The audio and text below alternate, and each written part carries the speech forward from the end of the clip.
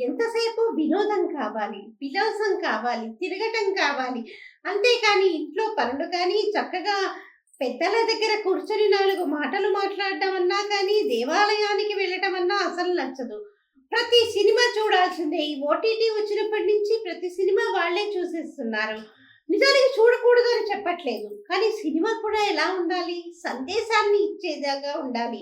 ఆ cinema enjoyment కోసమే కదా! అంటే అందరూ ఒకలా ఉండరు కదా! ఒక్కొక్కళ్ళ మన ప్రవృత్తి ఒక్కొక్కలాగా ఉంటుంది. స్వీకరించే వాళ్ళు మంచి స్వీకరిస్తారు.